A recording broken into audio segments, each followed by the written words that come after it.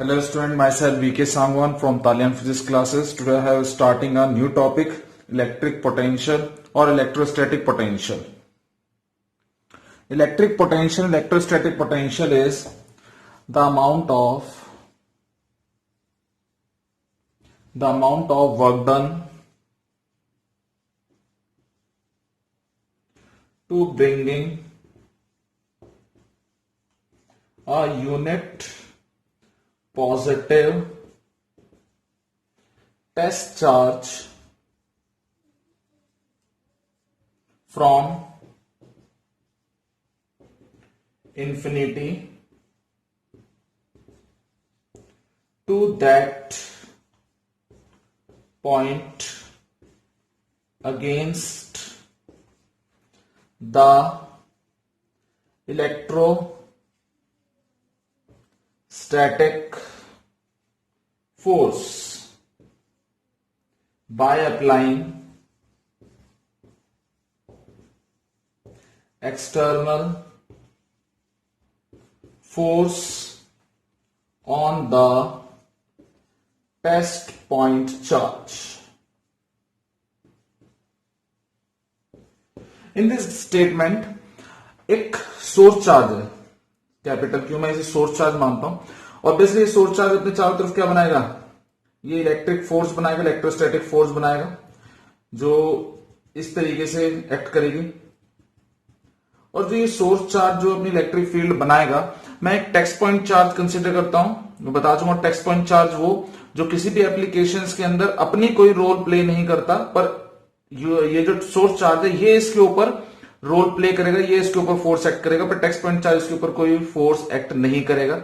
इसे हम as a reference charge लेते हैं।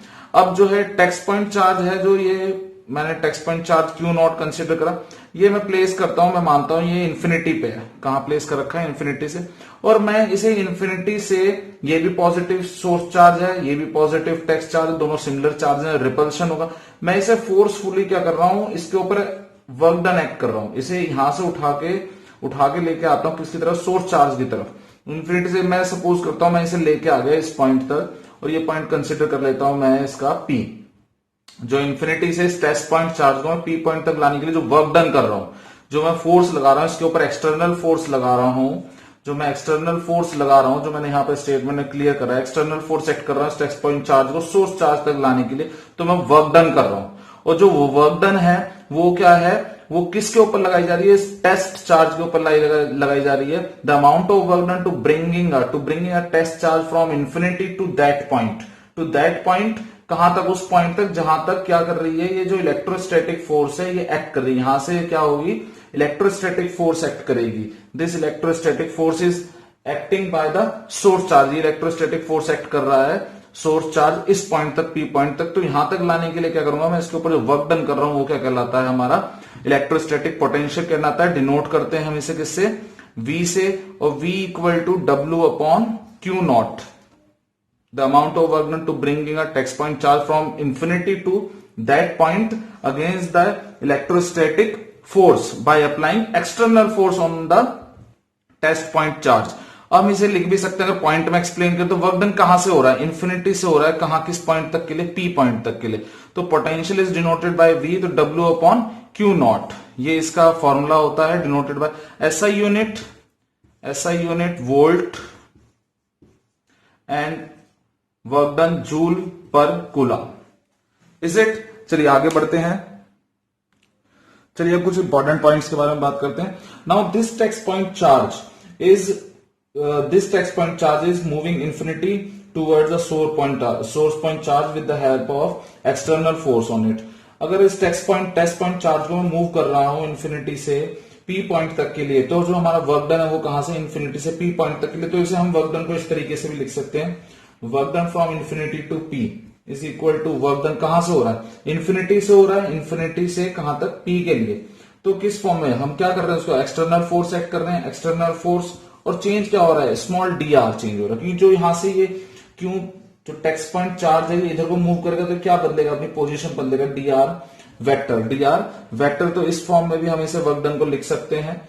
और अगर मैं इसे किसकी? इलेक्ट्रोस्टैटिक की फील्ड में इलेक्ट्रोस्टैटिक अगेंस्ट था, उस नोटेशन को अगर डिनोट करता हूं तो नेगेटिव, और ई एफ ई, ठीक है, F E F external force, ठीक है, इलेक्ट्रोस्टैटिक फोर्स, और अगेंस्ट थी इनटू डी आर वेक्टर, ये work done infinity to P. और हम इसे इस तरीके से भी लिख सकते हैं, वर्क डन को जो है हम इसे यू की फॉर्म में, पोटेंशियल की फॉर्म में जो लिखना चाहेंगे तो हम इसे लिख सकते हैं क्या, डेल्टा यू इन्फिनिटी माइनस, कहां से, इन्फिनिटी से आ रहा है कहां तक, पी के लिए, तो इन्फिनिटी से फाइनल कहां पहुंचा है, इन्फिनिटी से चला था कहां पहुंचा, पी पे पहुंचा, तो फाइनल पी, तो U P minus U infinity equal to W, हम इसे लिख सकते हैं पी, या आप जानते हैं in terms of potential difference, इस तरीके से हम इसे लिख सकते हैं। आगे चलते हैं, अब सेम इसी टॉपिक को दोबारा एक बार इस टर्म में समझने के लिए एक डेफिनेशन और देखते हैं, electric potential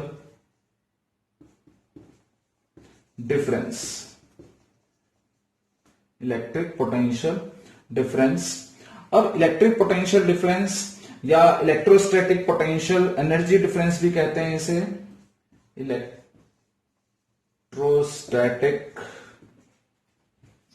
potential energy difference. अब इलेक्ट्रोस्टैटिक पोटेंशियल एनर्जी डिफरेंस निकालने के लिए हमें दो पॉइंट्स के बीच में वर्क डन को एसेस करना है। अब दो पॉइंट के बीच में वर्क डन को कैसे एसेस करना है, सपोज करते हैं ये हमारा वही सेम सोर्स चार्ज है क्यों, और ये क्या प्रोड्यूस कर रहा है, इलेक्ट्रोस्टैटिक फोर्स एग्जिस्ट कर रहा है अपने चारों तरफ, ऑब्वियसली अपने सराउंडिंग में करेगा, इलेक्ट्रोस्टैटिक फोर्स एग्जिस्ट करेगा, जिसके अगेंस्ट में हम एक्सटर्नल वर्क डन कर रहे हैं, ठीक है, एक्सटर्नल फोर्स एक्ट कर रहे हैं उस टेक्स्ट पॉइंट चार्ज को लाने के लिए। मैं सपोज करता हूं वो टेक्स्ट पॉइंट चार्ज ए पॉइंट पे प्लस क्यू यहां पर, ठीक है। अब ये ए पॉइंट से लाने के लिए मैं कहां तक, इस बी पॉइंट तक लाने के लिए जो अमाउंट ऑफ वर्क डन कर रहा हूं, इन दो पॉइंट्स के बीच में, ए और बी के बीच में जो अमाउंट ऑफ वर्क डन कर रहा हूं, एक्सटर्नल फोर्स एक्ट कर रहा हूं इस test point charge Q naught के ऊपर, यहां बी पॉइंट तक लाने के लिए, तो ये इन द टर्म्स ऑफ दो पॉइंट्स में हो गया, दो पॉइंट के बीच में डिफाइन किया, the amount of work done to bringing a text point charge from point A to point B by external force and against the electrostatic force on a test point charge is known as electropotential difference. वो क्या कहलाता है, electric potential difference कहलाता है। Same वही definition है, बस उसमें दो पॉइंट्स का जिक्र होता है। दो पॉइंट्स कौन से, ए और बी। हम ए पॉइंट से बी पॉइंट तक लाने के लिए जो टेक्स्ट पॉइंट चार्ज के ऊपर एक्सटर्नल फोर्स एक्ट कर रहे हैं, किसके अगेंस्ट, इलेक्ट्रोस्टैटिक फोर्स, जो सोर्स चार्ज एक्ट कर रहा है, क्योंकि दोनों पॉजिटिव है, रिपेल करेगा वो उसे, तो यहां तक लाने के लिए उसके ऊपर जो अमाउंट ऑफ वर्क डन कर रहे हैं वो क्या कहलाएगा, हमारा इलेक्ट्रिक पोटेंशियल डिफरेंस। उसका भी सेम फॉर्मूला उसी तरीके से लिखा जाएगा। अगर मैं वर्क डन की बात करूं तो वर्क डन हो जाएगा ए से बी, और वर्क डन ए से बी हो जाएगा तो हम इसे कैसे रिप्रेजेंट करेंगे, इंटीग्रेशन कहां से, ए से बी, जिस जैसे वहां पर इन्फिनिटी, और फोर्स एक्सटर्नल और डी आर वेक्टर, सेम इसी तरीके से। अब W वर्क डन जो होगा हमारा वो किस फॉर्म में, अगर मैं किसकी फॉर्म में लिखना चाहूं उसे, इलेक्ट्रोस्टैटिक फोर्स के फॉर्म में लिखना चाहूं तो वो क्या कर रही है, उसे रिपेल कर रही है, तो रिपेल के फॉर्म में वो हो जाएगा नेगेटिव, कहां से, ए से बी इंटीग्रेशन और F E vector D R vector, ये इस तरीके से वर्क डन लिखा जाएगा। और हम बात करें अगर पोटेंशियल की, तो जो हमारा पोटेंशियल होगा वो किस तरह से, U B minus U A equal to work done of A B, इस तरीके से लिखा जाएगा। और यही चीज हमारी जो बी पॉइंट था, जो हमारा ए पॉइंट था, पिछली एक्सप्रेशन वो क्या था, हमारा यू ए जो था वो क्या था, वो लाई कर रहा था इन्फिनिटी पे, तो इन्फिनिटी पे लाई कर रहा, तो ये जीरो हो गई, तो यू बी की वैल्यू क्या होगी, वर्क डन हो गई ए से इन्फिनिटी से बी के, तो सेम वही एक्सप्रेशन सेटिस्फाई कर गया। अगर हम इसका फॉर्मूला देखना चाहें तो फॉर्मूला जो होगा वो क्या होगा, वो होगा v equal to work done कहां से कहां, ए से बी के बीच में, किसको लाया जा रहा है, टेक्स्ट पॉइंट चार्ज को, तो this is known as potential difference, electric potential difference, electrostatic potential energy difference. दो पॉइंट के बीच में पोटेंशियल को डिफाइन करते हैं, जिस टाइम उसमें इलेक्ट्रिक पोटेंशियल एनर्जी डिफरेंस कहते हैं। चलिए आगे चलते हैं, इसमें एक नोट है बहुत इंपॉर्टेंट। चलिए अब जो नोट है वो क्या कह रहा है देखते हैं। नोट में कहा गया है जो हमारा वर्क डन है, जो हमारा वर्क डन हुआ, जो वर्क डन हुआ हमारा, जैसे सपोज एक बार फिर सोर्स चार्ज है, इस फिगर से ही सारी एप्लीकेशंस आपकी हिट हो जाती हैं। ये मैं बी पॉइंट तक लाया, उसे ए पॉइंट से लाया था, इलेक्ट्रिक पोटेंशियल डिफरेंस में देख रहा था मैं, ये टेक्स्ट पॉइंट चार्ज को ए से बी पे ला रहा था। तो जो वर्क डन है, the work done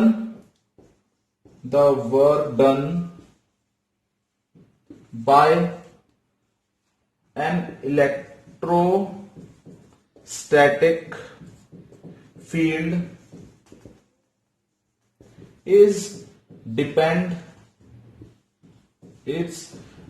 depends on initial and final position, is not depend on path followed by the test charge.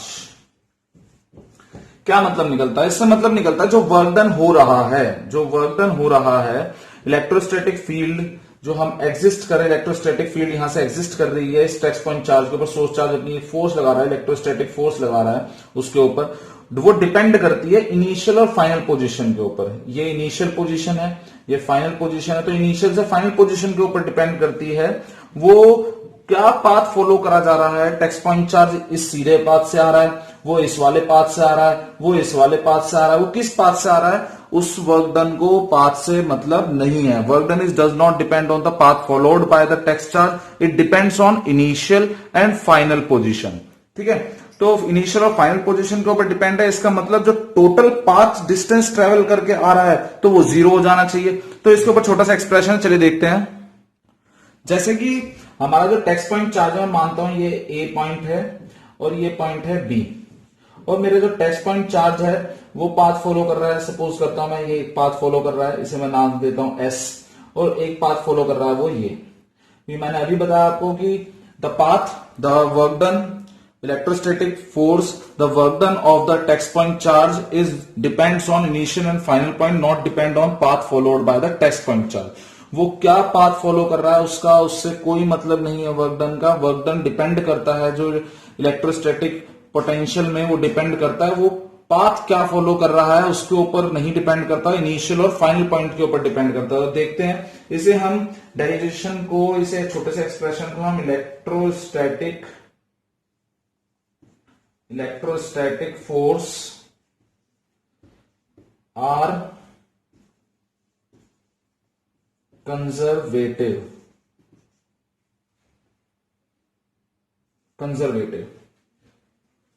ये भी कहते हैं इलेक्ट्रोस्टैटिक फोर्स आर कंजर्वेटिव। ठीक है, कंजर्वेटिव फोर्स है इलेक्ट्रोस्टैटिक फोर्स। तो प्रूव करते हैं। जैसे मैं वर्क डन निकालता हूं, work done in moving test charge from A to B, A से B पे टेक्स्ट पॉइंट चार्ज को मूव करा था, A पॉइंट से B पॉइंट में। तो वर्क डन जो होगा A से B, तो work done A to B, text point charge Q0, और फाइनल माइनस, तो VB माइनस, कहां पहुंचा फाइनली B पे पहुंचा, फाइनल ये हो गया, इनिशियल ये हो गया VA। तो इक्वेशन फर्स्ट। सेम इसी तरीके से अब B से वो दोबारा कहां पर आ रहा है, वो आ रहा है A पॉइंट पे। तो कौन सा पाथ हो गया उसका, एस डैश हो गया। ये वाला पाथ जो होगा ये कौन सा हो गया, ये हमारा एस पाथ हो गया। और ये वाला जो होगा दूसरे में वर्क डन जो निकालते हैं हम देखें, तो work done in moving test charge from B to A, कहां से, बी से ए, तो वो कौन सा है, एस डैश। वो कौन सा पाथ फॉलो कर रहा है, एस डैश। तो अब देखते हैं, तो वर्क डन कहां से, इनिशियल ये बन गया, फाइनल बन गया अब कौन सा, ए, और अब वर्क डन कहां से, बी से A upon test point charge Q0 equal to, final कौन सा बन गया, फाइनल बन गया आपका ए से आया था बी पे पहुंच रहा है, तो VA minus VB। Break this equation. Second equation,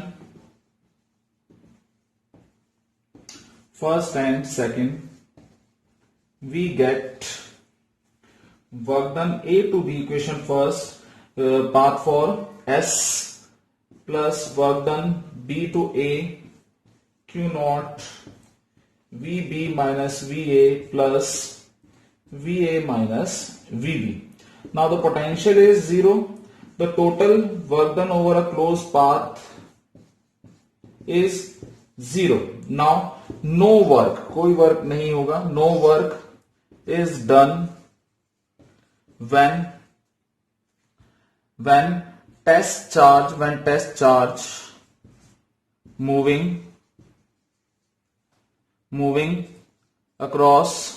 along closed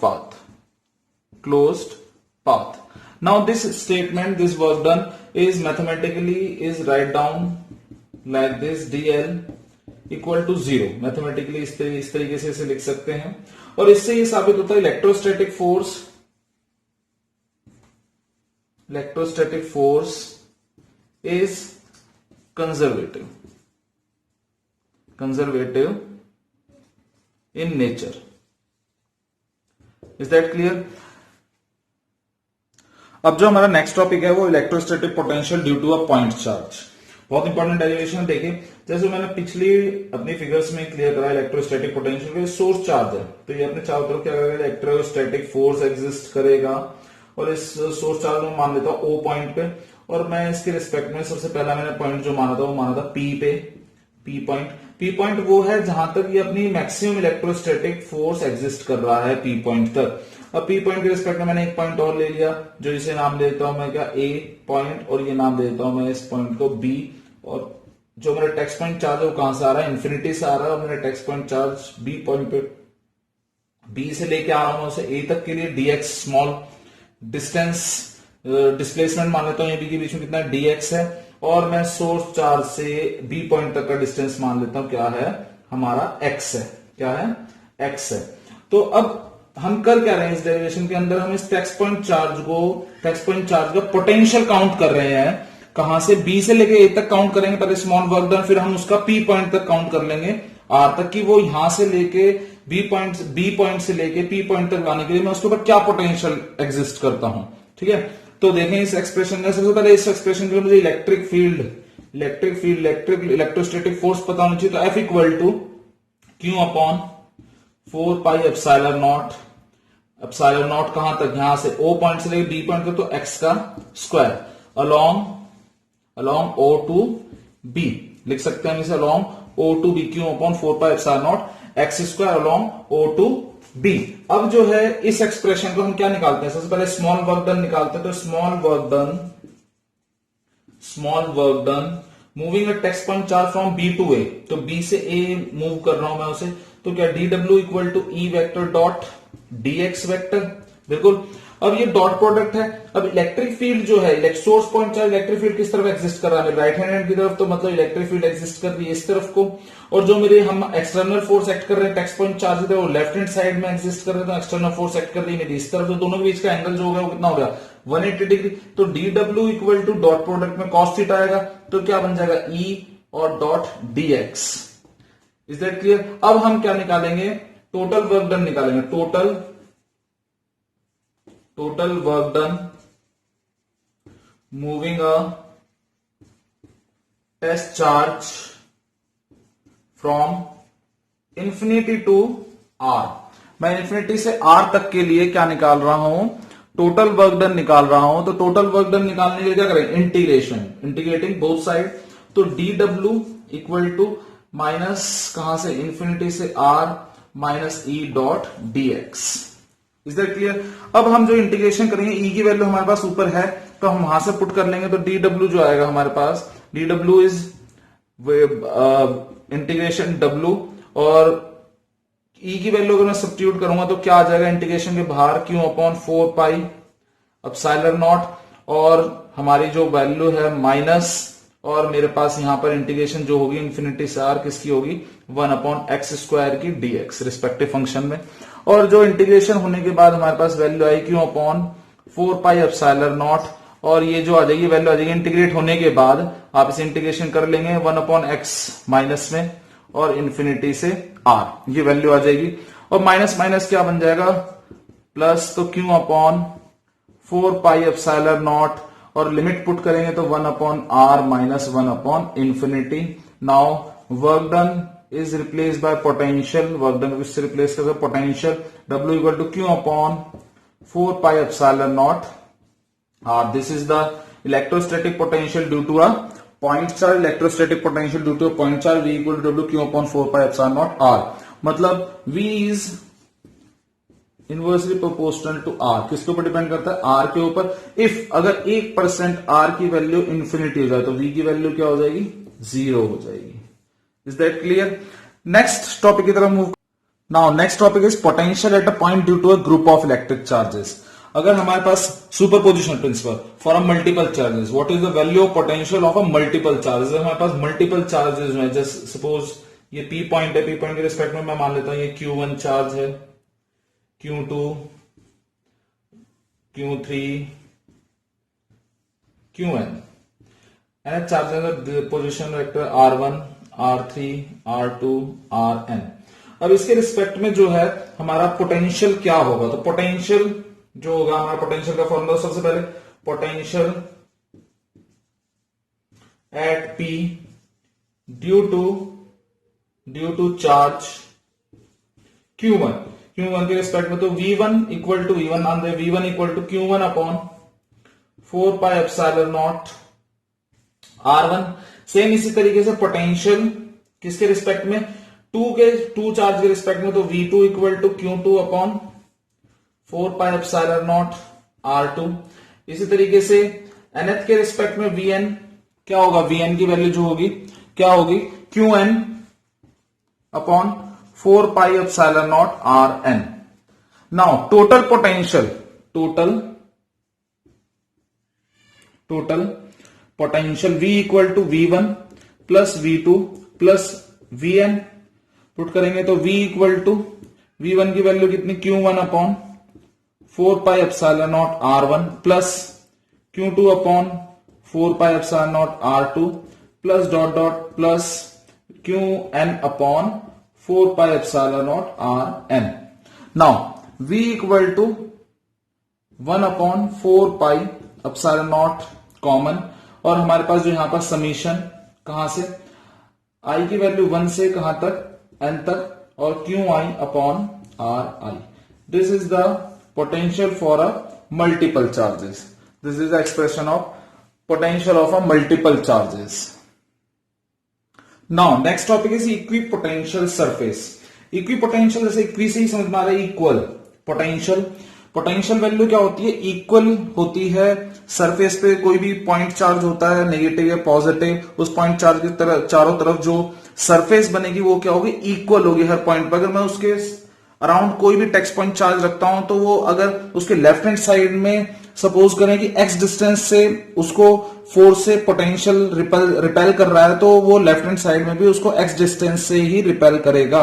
क्योंकि पोटेंशियल सरफेस की स्टेटमेंट अगर लिखना चाहें तो लिख सकते हैं a surface at every point of which the potential due to a charge distribution is the same. मैंने अभी बताया चार्ज डिस्ट्रीब्यूशन क्या होगा? सेम होगा. Charge distribution is the same, is known as equipotential and surface. Equipotential surface. A surface at every point, her point पे. जैसे suppose करते हैं, जैसे मेरे पास ये क्यू चार्ज है, पॉजिटिव क्यू चार्ज है. अब हमें पता है इसकी इलेक्ट्रिक फील्ड लाइंस क्या होती है? रेडियली आउटवर्ड होती है. ये तो हो गई इलेक्ट्रिक फील्ड की बात. ये क्या है? इलेक्ट्रिक फील्ड लाइंस है इसकी पॉजिटिव चार्ज की, radially outward electric field lines. अब ये जो इलेक्ट्रिक फील्ड लाइंस हैं, इनका जो ये एरो है, ये अगर मैं इनको ज्वाइन करूं तो ये क्या होगा? एक सर्कल बनाएगा. तो equipotential surface in symmetrical spherical shape, and ये जो पॉइंट चार्जेस के नजदीक आर की वैल्यू बढ़ेगी जैसे आर का डिस्टेंस बढ़ेगा. तो ये जो डॉटेड लाइन में बना रहा हूं, ये इसकी कहलाती है इक्विपोटेंशियल. ये क्या कहलाती है? Equipotential surface. ये होती है इसकी इक्विपोटेंशियल इक्विपोटेंशियल सरफेस, ये इक्विपोटेंशियल सरफेस होती है और ये होती है इसकी electric field lines, electric field lines, जो कि हमें सिर्फ इक्विपोटेंशियल सरफेस का ही है। तो हमें इक्विपोटेंशियल सरफेस जो पॉजिटिव चार्ज की बनेगी किस तरीके से बनेगी, आप जो पॉजिटिव चार्ज है Q इज ग्रेटर देन 0 के केस में तो वो इस तरीके से बना सकते हैं। इलेक्ट्रिक फील्ड लाइंस तो होगी रेडियली आउटवर्ड डायरेक्शन, और इक्विपोटेंशियल सरफेस जो डॉटेड है सर्कल वो क्या होगी, अगर मैं किसी भी टेक्स्ट पॉइंट चार्ज को इस पॉजिटिव चार्ज के, ये जो मेरा पॉजिटिव चार्ज है, जो ये मेरा पॉजिटिव Q चार्ज है, इसके मैं यहां पर अगर रखता हूं टेक्स्ट पॉइंट चार्ज, तो इसके ऊपर जो पोटेंशियल रखेगा, जो ये सर्कल है वो यहां पर भी वही एग्जिस्ट करेगा, यहां पर भी एग्जिस्ट करेगा, यहां पर भी एग्जिस्ट, हर जगह वही इक्विपोटेंशियल सरफेस स्फेरिकल शेप में एग्जिस्ट करेंगी। अगर नेगेटिव होगा तो भी स्फेरिकल होगा, पर इलेक्ट्रिक फील्ड लाइंस क्या हो जाएंगी, इनवर्ड हो जाएंगी। अब इलेक्ट्रिक पोटेंशियल सरफेस जो है पॉजिटिव और नेगेटिव में किस तरीके से होंगी, अगर देखी जाए, अगर हमारे पास हो Q इज ग्रेटर देन 0, इस मतलब सिमिलर चार्ज है, रिपल्शन होगा, नेचर क्या है, रिपल्शन है। तो मैं बनाता हूं, देखिए जरा, जैसे ये एक पॉजिटिव चार्ज है और दूसरा पॉजिटिव चार्ज ये है, जैसे Q1 मान लेते हैं, Q2 मान लेते हैं, तो इनकी जो इक्विपोटेंशियल सरफेस बनेगी गोल बनेगी, तो दोनों के बीच में जो रिपल्शन होगा एक दूसरे को रिपेल करेंगे, तो ये जो इनके इधर वाले सर्कल होंगे, जो ये जो सर्कल होंगे, इसे आप घर पे चूड़ियों की हेल्प लेके भी समझ सकते हैं बहुत अच्छी तरीके से। तो ये इधर वाले सर्कल क्या होंगे, दूसरे दूर भागेंगे तो इधर वाले सर्कल होंगे, इनके बीच में डिस्टेंस कम और इधर की तरफ डिस्टेंस ज्यादा, और फिर ये इस तरीके से भी शो कर सकते हैं इसे इस तरीके से। तो ये इक्विपोटेंशियल सरफेस हो गया, Q1 is Q2 greater than 0, दोनों सिमिलर चार्जेस होंगे, नेचर जो है दोनों का रिपल्सिव है, इस तरीके से। अगर ये नेचर जो है इलेक्ट्रिक फील्ड लाइंस हो किसमें, अगर Q1 Q2 स्मॉलर देन 0, अगर स्मॉलर देन 0 में बात करी जाए तो इसका मतलब दोनों अनसिमिलर चार्जेस, मतलब एक पॉजिटिव और दूसरा नेगेटिव। तो इस केस में दोनों के बीच में जो नेचर होगा वो क्या होगा, अट्रैक्शन होगा, दोनों के बीच में अट्रैक्शन होगा, तो इधर वाले घेरे अब क्या हो जाएंगे, नजदीक आ जाएंगे, इधर वाले घेरे किस तरीके से आ जाएंगे, नजदीक आ जाएंगे इस तरीके से, और पीछे वाले घेरे क्या हो जाएंगे, वो दूर दूर मेंशन करने हैं आपको ऐसे। इज दैट क्लियर बच्चों। अब जो है ये हो गया आपका कैसा, Q1 Q2 smaller than 0 अनसिमिलर charges के लिए। अगर हमारी इलेक्ट्रिक फील्ड लाइन यूनिफॉर्म होती है, कुछ बच्चे की जो sir electric field line uniform होती है उसमें इक्विपोटेंशियल सरफेस कैसे ड्रॉ होगा, तो हमारी यूनिफॉर्म इलेक्ट्रिक फील्ड लाइंस जो होती है, मैं यहां पर बताता हूं, वो भाई इस तरीके से होती है, यूनिफॉर्म इलेक्ट्रिक फील्ड लाइंस, बिल्कुल। अब जो यूनिफॉर्म इलेक्ट्रिक फील्ड लाइंस है ये किसी शीट से निकलती हैं, किससे, शीट से। तो वो जो शीट होगी वो क्या करेगी, वो इस तरीके सरफेस जो होगी वो शीट की फॉर्म में आप ऐसे बनाएंगे। इलेक्ट्रिक फील्ड लाइंस की बात नहीं कर रहे, हम बात कर रहे हैं सरफेस की। तो ये जो रेक्टेंगुलर शेप में जो ज्योमेट्री दिखाई दे रही है आपको, ये बनती हुई जो जाएगी, ये क्या बनेगी, ये पोटेंशियल को रिप्रेजेंट करेगी, V1 V2 ऐसे इस तरीके से। तो ये जो है ये यूनिफॉर्म इलेक्ट्रिक फील्ड लाइंस की इक्वी पोटेंशियल सरफेस, हम प्लेन इक्वी पोटेंशियल सरफेस भी कह सकते हैं, plane equipotential surface, plane equipotential surface. Is that clear. Topic है जो बच्चा हमारे सामने हुआ है, electrostatic potential at a point due to electric dipole. Dipole के रिस्पेक्ट पे टेक्स्ट पॉइंट चार्ज के ऊपर क्या पोटेंशियल एग्जिस्ट करेगा। सपोज करो ये मैंने डाइपोल कंसीडर करा, -Q + Q, centre of dipole O, और मैंने ये P पॉइंट कंसीडर कर लिया यहाँ पर, जहां पर plus unit point text charge रखा हुआ है, और ये पॉइंट P के रिस्पेक्ट में, और ये R1, और इसे मान लिया मैंने R2, और सेंटर के रिस्पेक्ट में मैंने डिस्टेंस कंसीडर R, और मैं इसमें बाय कंस्ट्रक्शन ये पूरा डिस्टेंस 2a होता है डाइपोल का, तो मैं इसे मान रहा हूं A, और ये डिस्टेंस भी यहां से यहां तक होगा A, और मैंने बाय कंस्ट्रक्शन इसमें क्या करा, बाय कंस्ट्रक्शन इसको एक्सटेंड कर दिया आगे थोड़ा सा, और इस पर परपेंडिकुलर डाला A से, और ये पॉइंट नाम दे दिया मैंने M, और सेम इस पे भी परपेंडिकुलर डाला और इस पॉइंट का नाम दे दिया N। इन दोनों ट्रायंगल को मैं सिमिलर प्रूव कर सकता हूं कि इन दो ट्रायंगल को AOM को और DNO को, इन दोनों ट्रायंगल को अगर मैं सिमिलर प्रूव कर देता हूं तो मेरी ये साइड जो है A है दोनों, तो ये साइड भी क्या हो जाएंगी, जो ये साइड होंगी मेरी ये भी A हो जाएंगी इधर से लेके यहां तक, और ये वाली साइड भी क्या हो जाएगी मेरी A हो जाएगी। Is that clear. नाउ अब जो है इन दोनों ट्रायंगल्स का R1 और R2, हम इन दोनों का डिस्टेंस निकालेंगे और डाइपोल के रिस्पेक्ट में पोटेंशियल काउंट करेंगे। ठीक है, तो चलिए देखते हैं। सबसे पहले मैं लेता हूं इन ट्रायंगल PAM। PAM के अंदर आते हैं, तो PAM के अंदर cos theta equal to R1 upon PM and cos theta. PM की वैल्यू क्या है हमारे पास R1, PM जो है P से लेके M तक का डिस्टेंस, यहां से मैंने क्या माना था R और प्लस A, तो R plus A। Now R1 equal to R plus A cos theta, this is equation first. Same इसी तरीके से इन ट्रायंगल PBN, हम PBN की तरह इन ट्रायंगल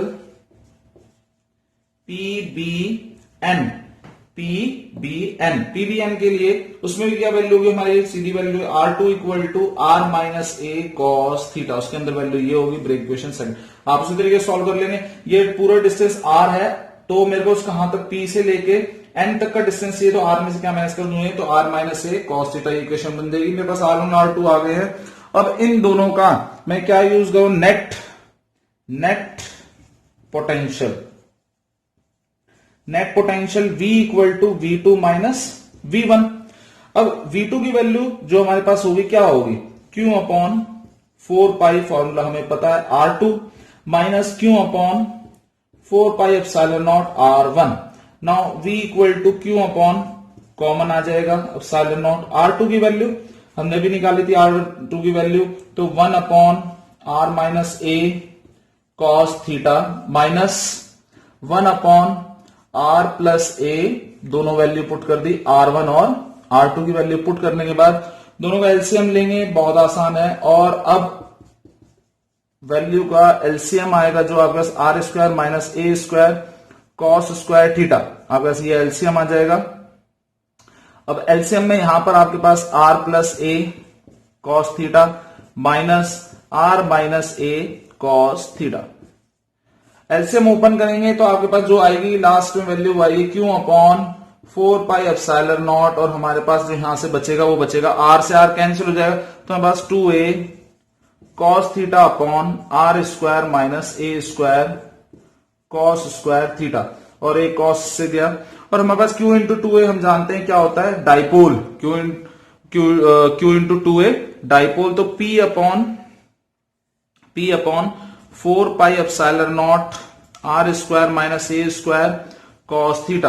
अब जो ये हमारे पास यहां पर एंगल होता है, ये थीटा, ये बहुत स्मॉल होता है। ये थीटा जो एंगल है डाइपोल के रिस्पेक्ट में जो कंस्ट्रक्शन करिए, थीटा बहुत स्मॉल होता है। तो cos थीटा की वैल्यू किसके सिमिलर मान लेते हैं हम यहां पर, cos theta is similar to 1। किसके, cos theta is similar to 1। और जो हमारी A की, हम जानते हैं डाइपोल जो होता है, डाइपोल क्या होता है, शॉर्ट डाइपोल होता है। और डाइपोल जो A होता है, A की वैल्यू अगर बहुत छोटी हो R से, तो A की वैल्यू क्या हो जाएगी, निग्लेक्ट हो जाएगी। और A की वैल्यू अगर हमारे पास निग्लेक्ट हो जाएगी तो हमारे पास क्या एक्सप्रेशन बचेगा, हमारे पास जो एक्सप्रेशन बच जाएगा वो फाइनल आपके पास आ जाएगा V equal to P upon 4 pi epsilon naught R का स्क्वायर। हमारे पास ये electrostatic potential at a point due to a electric dipole का जो एक्सप्रेशन आया, V equal to P upon 4 pi epsilon naught R square, ये expression आ जाएगा। ये मेथड जो है, जिन बच्चों को ये मेथड समझ में आ गया बहुत अच्छी बात है। इसका नेक्स्ट मेथड जो है अकॉर्डिंग टू बायनोमियल थ्योरम भी सॉल्व होता है। ये डेरिवेशन वो थोड़ा सा लेंथी पड़ता है और वो बायो वाले बच्चों को थोड़ा सा टिपिकल होता है वो समझना। अगर आपको वो मेथड भी सॉल्व करवाना है तो आप लोगों को मुझे कमेंट कर देंगे, मैं आपको नेक्स्ट वीडियो में पहले उस एक्सप्रेशन को सॉल्व कर दूंगा, नहीं तो आप इस एक्सप्रेशन को बहुत आसानी से समझ सकते हैं। नेक्स्ट टॉपिक की तरफ मूव करते हैं। अब जो नेक्स्ट टॉपिक बच्चों हमारे सामने वो है पोटेंशियल ग्रेडियंट। पोटेंशियल ग्रेडियंट, और हम इसे कहते हैं relation between electric intensity and electric potential.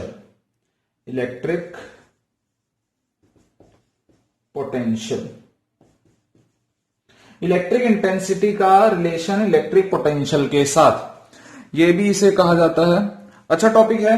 अब पोटेंशियल ग्रेडियंट क्या होता है, ग्रेडियंट वर्ड जो है हम 11 से सुनते आ रहे हैं। ग्रेडियंट का मतलब जो होता है वो सीधा सीधा जो है किसी भी एप्लीकेशन में डिस्टेंस के बढ़ने के कारण उस एप्लीकेशन का पोटेंशियल का, यहां पर जो है पोटेंशियल का घटना, इलेक्ट्रिक फील्ड का घटना, इलेक्ट्रिक फील्ड इंटेंसिटी का घट जाना, किसके डिस्टेंस के बढ़ जाने के कारण। जैसे मैं आपको कॉमन एक एग्जांपल समझा दूं, जैसे ये मेरा पॉइंट चार्ज था कैपिटल क्यू। अब जो ये कैपिटल क्यू है इसके चारों तरफ इलेक्ट्रिक फील्ड इंटेंसिटी इस तरीके से डॉट लाइन से जो मैंने बनाई थी पोटेंशियल सरफेस, इस तरीके से इलेक्ट्रिक फील्ड इंटेंसिटी भी ऐसी जाएंगी। अब जो इलेक्ट्रिक फील्ड इंटेंसिटी ये इन्फिनिटी तक नहीं लाई कर सकती, किसी भी टेक्स्ट में चाहे इन्फिनिटी से उठा सकती नहीं उठा सकती है, ना ये इन्फिनिटी तक लाई करने वाली है। अब जो है इक्विपोटेंशियल सरफेस भी होगा ना वो इन्फिनिटी तक, अगर इन्फिनिटी तक हो जाती है इक्विपोटेंशियल सरफेस तो वो जीरो हो जाएगी। अब जो ये क्यू की वैल्यू, अगर ये D small D R change हो रहा है तो इसके रिस्पेक्ट में जो हमारा पोटेंशियल वैल्यू होगी और जो हमारी इलेक्ट्रिक फील्ड इंटेंसिटी वैल्यू होगी डिस्टेंस के बढ़ने पे वो क्या होगी, वो घटेगी। इसके अंदर ये समझाया गया है, ठीक है। अब जो ये चीज है, अब इसके अंदर क्या कहा गया है, मैं इसका आपको फिगर से समझा दूं। जैसे मेरे पास कोई सरफेस है, अगर मेरे पास एक शीट है, अब मेरे पास ये शीट है, जैसे सपोज करें ये मेरे पास एक शीट है और इस सरफेस को मैंने नाम दिया ए। क्या नाम दिया, ए। अब इसके जो इलेक्ट्रिक फील्ड है इसमें से कैसे निकलेंगे, वो परपेंडिकुलर निकलेंगे। इलेक्ट्रिक फील्ड जो निकलेंगे सरफेस के अंदर से, सपोज करें ये जो शीट है ये चार्ज है, ये पॉजिटिव चार्ज है और पॉजिटिव चार्ज होने के कारण ये जो पॉजिटिव चार्ज है ये शीट, अब ये इलेक्ट्रिक फील्ड लाइंस क्या रेडियली आउटवर्ड डायरेक्शन बनाएगी और इलेक्ट्रिक फील्ड रेडियली परपेंडिकुलर निकलेंगे इस सरफेस से। अब इसी तरह की सरफेस क्या होगा, ये ऊपर भी बनाएगा अपने, क्यों, क्योंकि पोटेंशियल सरफेस एग्जिस्ट करेगा, इलेक्ट्रिक फील्ड लाइंस निकलेंगे जो इक्विपोटेंशियल सरफेस एग्जिस्ट करेंगी वो भी कैसे बनेगी, रेक्टेंगुलर शेप में बनेगी और इसी के जस्ट ऊपर बनेगी। अब वो जो इस प्लेट का मैं अगर पोटेंशियल मानू, पोटेंशियल ऑफ वी है, तो वो क्या मैं मानता हूं वी है, क्योंकि ये सरफेस पे जो है इसका डिस्टेंस अभी ये मेरी जो है इस टेबल के ऊपर रखी हुई है, तो यहां पर इसकी पोटेंशियल वैल्यू क्या है, वी है। और जो इसकी अब डॉटेड लाइन की पोटेंशियल जो बनेगी, यूनिफॉर्म इलेक्ट्रिक फील्ड लाइन जो बनेंगी, यूनिफॉर्म इलेक्ट्रिक फील्ड लाइंस, वो जैसे जैसे यूनिफॉर्म इलेक्ट्रिक इक्विपोटेंशियल सरफेस बनेंगी वो क्या होंगी, डिक्रीज होती चलेगी। तो वीबी की जो मैं इसे बी शीट मानता हूं, तो बी शीट की जो पोटेंशियल वैल्यू होगी वो क्या होगी, वो धीरे धीरे पोटेंशियल वैल्यू घटेगी, क्योंकि जो डीआर वेक्टर होगा, जो इसका डिस्टेंस वेक्टर डीआर कैप होगा, जो वो डीआर वेक्टर वो भी क्या होगा, परपेंडिकुलर होगा। जैसे जैसे डिस्टेंस इक्विपोटेंशियल सरफेस ऊपर उस सरफेस से चलेगी तो वो क्या हो जाएगी, वो घटती चली जाएगी। ठीक है, समझ में आया। तो इलेक्ट्रिक फील्ड इंटेंसिटी जो परपेंडिकुलर निकली है, जैसे जैसे इक्विपोटेंशियल सरफेस एग्जिस्ट करेंगी वो क्या करेंगी, डिक्रीज करेंगी। Is that clear. अगर इसे मैं आपको और थोड़ा सा एक्सप्लेन करूं तो जैसे देखिए, जैसे ये मेरा सेल फोन है, अब जो ये मेरा सेल फोन है सपोज करें एक शीट है, ये एक शीट है और इसके ऊपर पॉजिटिव चार्ज है। तो अब ये पॉजिटिव चार्ज है, तो पॉजिटिव चार्ज होने के कारण ये क्या बनाएगा, इलेक्ट्रिक फील्ड इंटेंसिटी बनाएगा। कैसी इलेक्ट्रिक फील्ड इंटेंसिटी बनाएगा, यूनिफॉर्म इलेक्ट्रिक फील्ड इंटेंसिटी बनाएगा। अब जो यूनिफॉर्म इलेक्ट्रिक फील्ड इंटेंसिटी बनाएगा तो इसकी जो इलेक्ट्रिक पोटेंशियल सरफेस बनेगी वो भी इसी शेप की बनेगी, बिल्कुल बनेगी, इसी शेप की बनेगी। अब जो इलेक्ट्रिक फील्ड इंटेंसिटी बनेगी तो इक्विपोटेंशियल सरफेस कैसे बनेगी, जैसे सपोज करें ये शीट तो यहीं पर है, तो इक्विपोटेंशियल सरफेस की इस तरीके से बनेगी, जैसे मेरा कवर जैसे मूव कर रहा है तो ये इक्विपोटेंशियल सरफेस ऐसे मूव करेगी, तो ये भी रेक्टेंगुलर है, तो ये शीट हो गई, इसके ऊपर जो इक्विपोटेंशियल सरफेस ये ऐसे चलेगा और ये ऊपर ऊपर जैसे dr डिस्टेंस ट्रेवल करता जाएगा, ये क्या होता जाएगा, ये डिक्रीज होती जाएगी इसकी पोटेंशियल वैल्यू। जो वो हमारा कवर मूव कर रहा था, जो मेरी वो इक्विपोटेंशियल सरफेस डॉटेड लाइन में जो मूव कर रही थी, एक टाइम पे जाकर वो डिसअपेयर हो जाएगी, क्योंकि जो इक्विपोटेंशियल सरफेस है वो मैक्सिमम होगी जब वो सरफेस के जितने नजदीक होगी, नियरर होगी, जितनी वो क्या होगी, मैक्सिमम होगी। जैसे जैसे उसकी आर की वैल्यू बढ़ेगी तो पोटेंशियल वैल्यू भी घटेगी। ये चीज समझ में आई। ग्रेडियंट डिस्टेंस के ट्रेवल होने पे पोटेंशियल की वैल्यू का घटना। तो अब इसमें हम small amount of work done calculate करते हैं। Small amount of work done, कहां से कहां तक का, ए से बी तक का।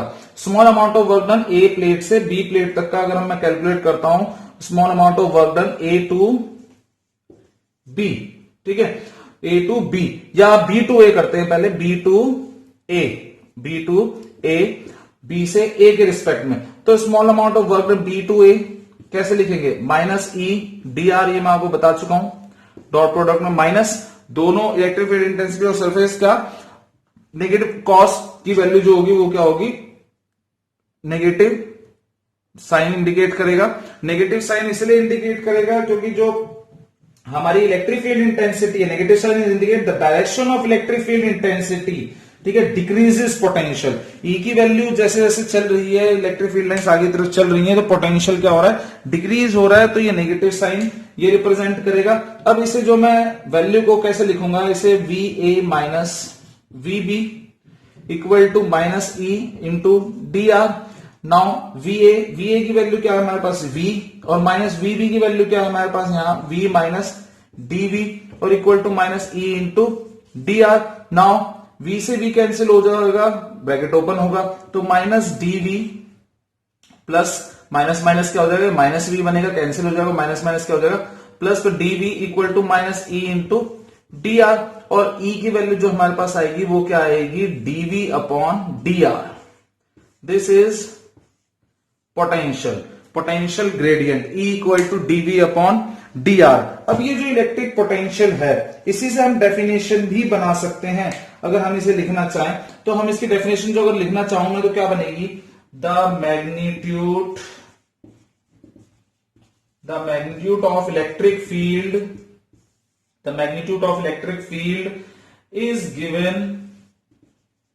is given by change in magnitude। किसमें बदलाव हो रहा है, magnitude, change by magnitude of potential.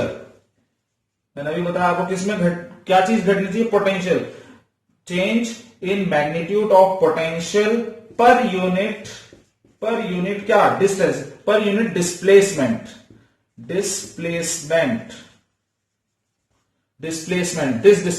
Normally, perpendicularly, normal to the equipotential surface, ये इक्विपोटेंशियल सरफेस के संदर्भ में, equipotential surface at the point is known as potential gradient, मैं आपको एक बार फिर क्लियर करता हूं। लास्ट टॉपिक है हमारा potential gradient. The magnitude of electric field का गिवन बाय अ चार्ज, जो चार्ज इस शीट के ऊपर पड़ा हुआ है, इसका magnitude is potential per unit displacement normal to the equipotential surface is known as potential gradient। जो पोटेंशियल है इस प्लेट का, वो नॉर्मली इलेक्ट्रिक फील्ड के नॉर्मली पोटेंशियल की वैल्यू क्या करे, जैसे जैसे इक्विपोटेंशियल सरफेस आगे की तरफ यूनिफॉर्मली मूव करे, डॉटेड लाइन एक और बनेगी ऊपर इसी तरीके से। तो ये जब भी मैंने पीछे बना के भी दिखा दिया, पोटेंशियल सरफेस डॉटेड लाइन ऐसे बनेंगे, जैसे जैसे v की वैल्यू, dr की वैल्यू बढ़ेगी तो v की वैल्यू घटेगी। तो मैग्नीट्यूड इलेक्ट्रिक फील्ड इंटेंसिटी का पोटेंशियल का पर यूनिट डिस्प्लेसमेंट नॉर्मली क्या होगा, डिक्रीज होगा। और इसी को electric field intensity magnitude is given by the magnitude of potential per unit displacement is known as potential gradient. And negative sign is indicate, what is the negative sign is indicate value, negative sign is indicate the direction of potential is decreases। तो direction है potential, जिस direction में electric field line चल रही है उस direction में potential की वैल्यू क्या हो रही है, डिक्रीज हो रही है। The direction of electric field की डायरेक्शन में, जो इलेक्ट्रिक फील्ड की डायरेक्शन में जो पोटेंशियल डिक्रीज वैल्यू है पोटेंशियल की, वो क्या हो रही है, डिक्रीज हो रही है। Electric fields are moving over normally to the surface, then potential is decreases. Potential क्या हो रहा है, डिक्रीज हो रहा है। ये नेगेटिव साइन ये इंडिकेट कर रहा है। ठीक है, नाउ ये टॉपिक आप लोगों के अच्छी तरह हो गए हैं बच्चे पोटेंशियल के। अब जो है नेक्स्ट टॉपिक हमारा गॉस है, गॉस थ्योरम है, गॉस और इलेक्ट्रिक फ्लक्स। उसके लिए आप नेक्स्ट वीडियो देखेंगे आराम से। इस टॉपिक में कोई भी प्रॉब्लम होती है मुझे कमेंट करें बच्चे।